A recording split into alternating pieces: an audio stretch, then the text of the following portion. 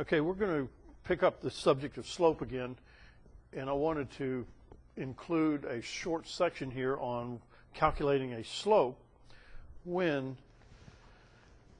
the grid of your graph, your x and y grid points, do not necessarily represent the same scale as each other, or they might not even represent 1 unit per grid mark or a little box for calculating slope. So you remember when we talked about the slope in the beginning, up here when we said what is slope, we emphasized the fact that we are talking about the value of the slope, okay, not just the number of grid marks, and the value of the x and y values in there to calculate slope.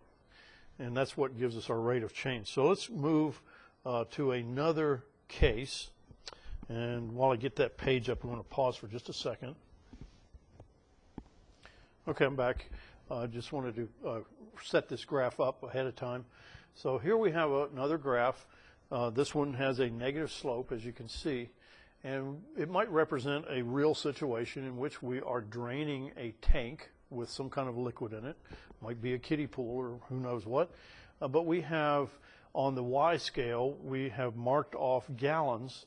And you can see that at this time, the gallon marks that we have do not necessarily represent, or they don't represent 1 gallon per each box.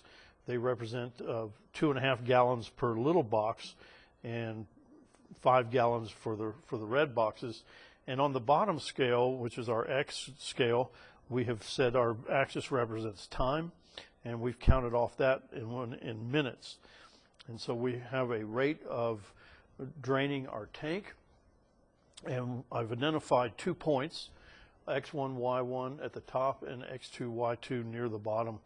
And those 2 points respectively are a value of x equals 0 and y equals 25 for the first point. And on the second point, it is x equals 4 minutes and y equals 5 gallons. So let's use these 2 points to calculate the slope and see how that works out. So we're going to do our change in y over change in x. So we've got change in y over the change in x, and we'll do our y2 minus y1. So in this case, y2 minus y1 over x2 minus x1, and that equals, in this case, y2 is the point down here, so that represents a 5 gallon point on, I'm sorry, wait a minute, bear with me. All right, sorry about that.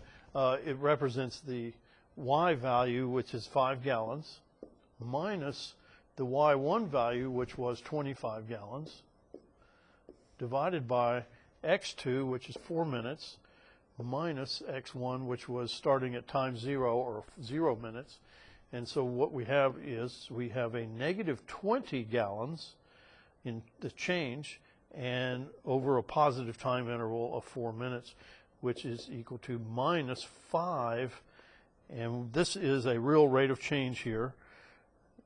And so we could say that is minus 5 gallons per minute.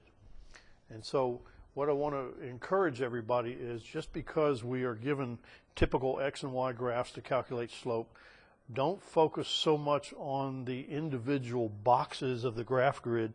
Focus on the values that that grid and each box on the grid or each tick mark on the grid actually represents. And that concludes this little package.